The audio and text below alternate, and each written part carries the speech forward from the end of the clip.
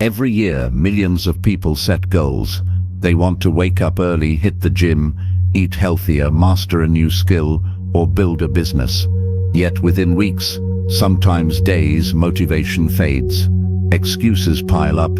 They say, "I'll start again tomorrow, or maybe next week." The cycle repeats endlessly. The Stoics, however, had no patience for such weakness. To them, consistency wasn't just a habit, it was a way of life.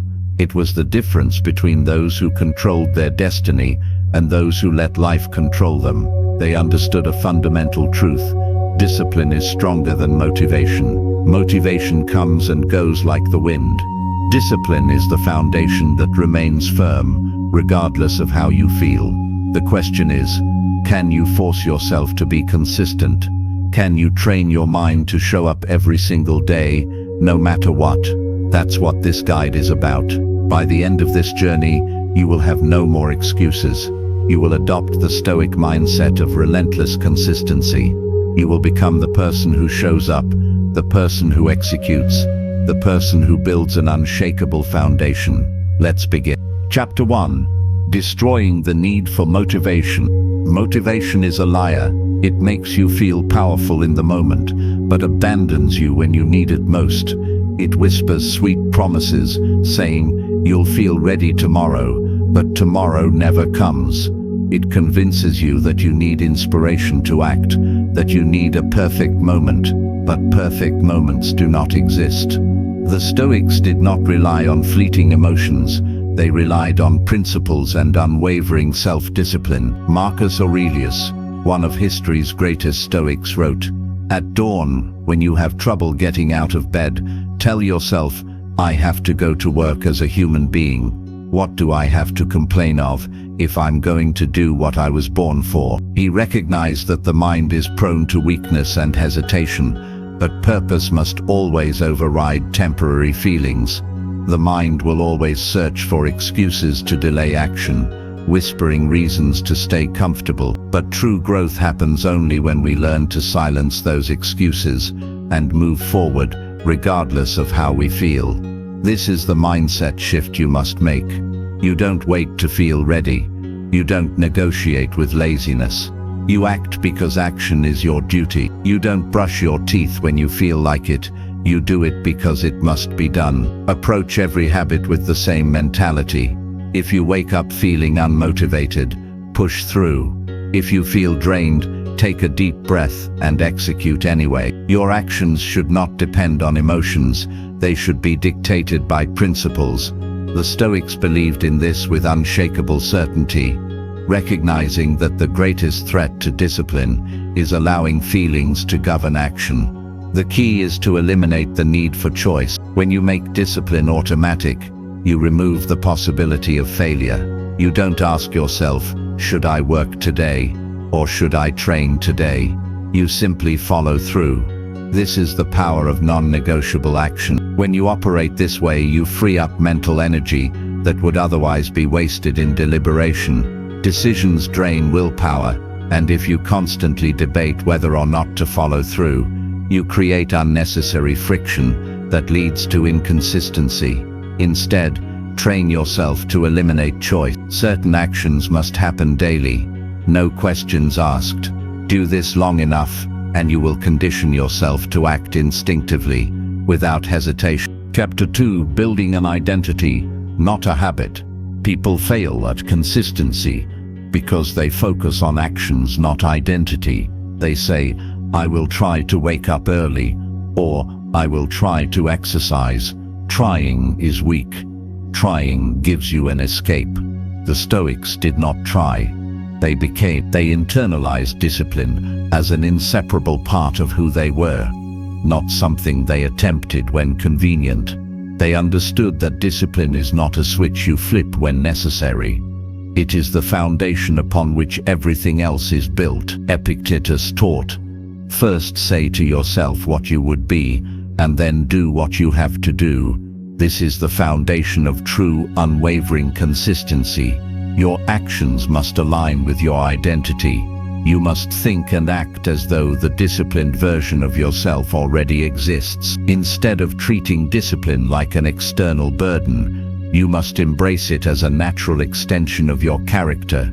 It should not feel like an obligation, but rather a defining principle of your life. The Stoics understood that true discipline comes not from temporary motivation, but from the unwavering belief that consistency is the backbone of progress and strength.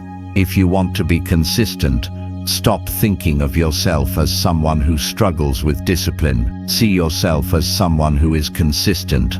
When an athlete trains, they don't ask, "Should I work out today?" No, they train because they are an athlete. The disciplined person does not contemplate whether they should act. They simply do because it is part of their very being. If you want to be disciplined, don't ask, "Should I do this today?" No, you do it because that is who you are.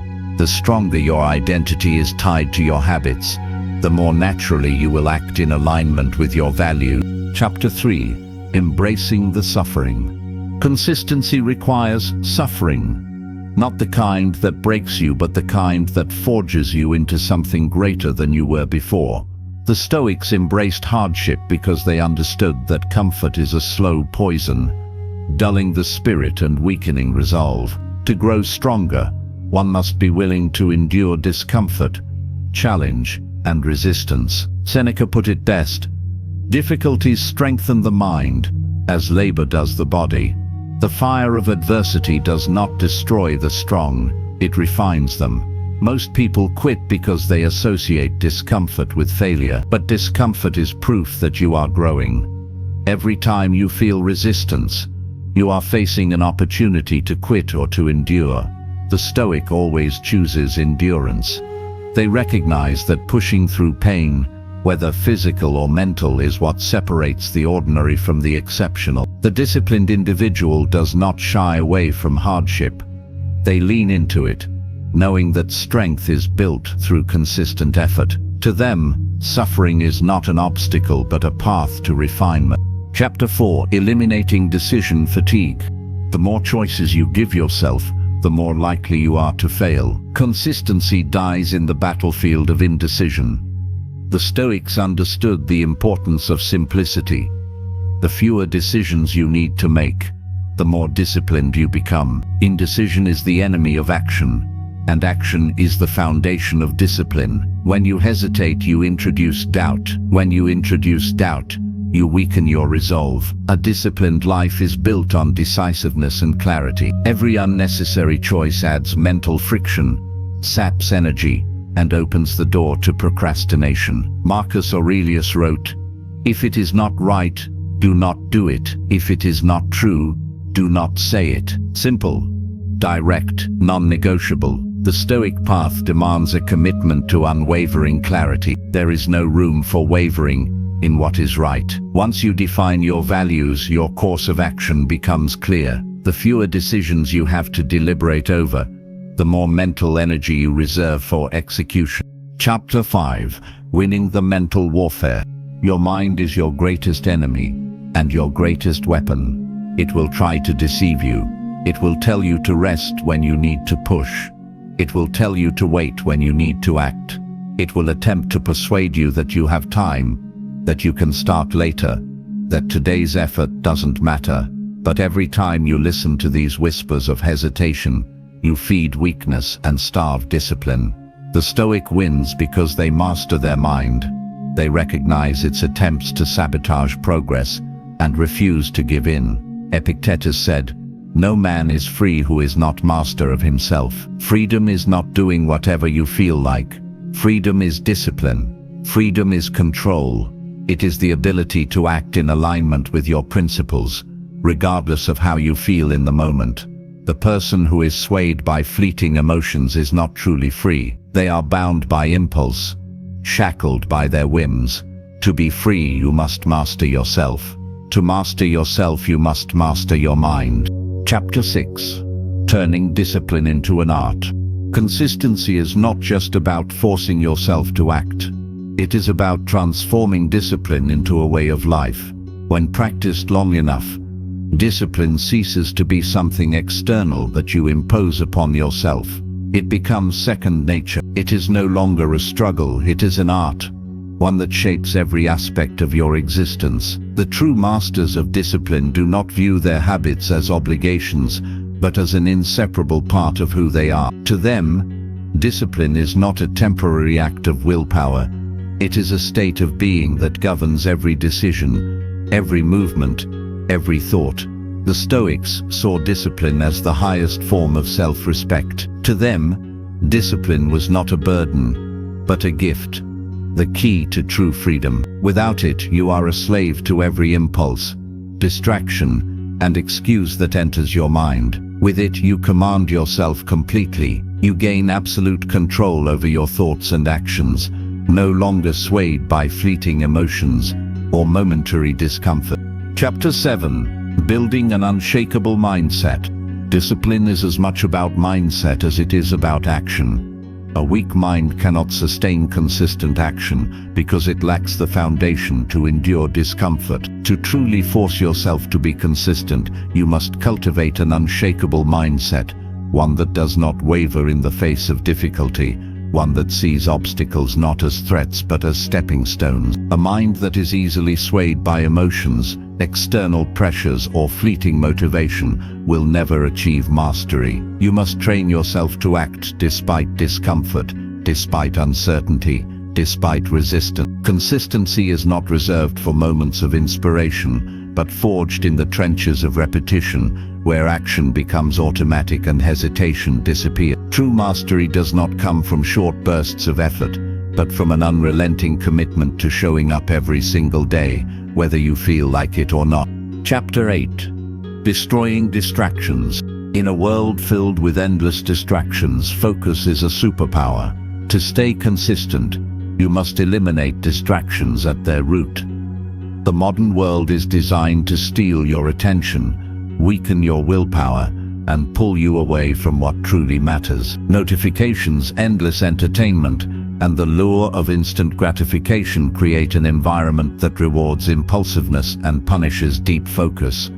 If you do not consciously guard your attention, it will be hijacked by external forces that seek to profit from your distraction. The Stoics believed that external distractions were secondary to internal discipline. If you are truly focused, no outside force can shake your commitment. It is not about controlling the external world, but mastering your own impulses. Chapter 9. Embracing the monotony. Consistency is not exciting. It is not glamorous. It is repetition over and over again, until success becomes inevitable.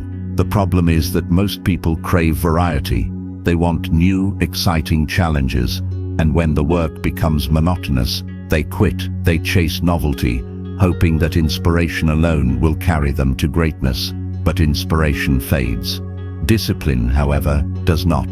The truth is, success is not found in grand gestures, but in the quiet, unrelenting grind of doing the same thing day after day, with precision and dedication. The Stoics embraced the mundane because they understood that mastery is built through repetition. They knew that the secret to greatness was simple: do the work even when it is boring, especially when it is boring.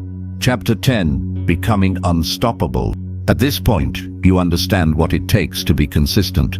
You have trained your mind, built discipline, eliminated distractions, and embraced repetition. You have laid the foundation of unwavering self-command. Now it is time to take it to the next level, to become truly unstoppable. Being unstoppable is not just about persistence.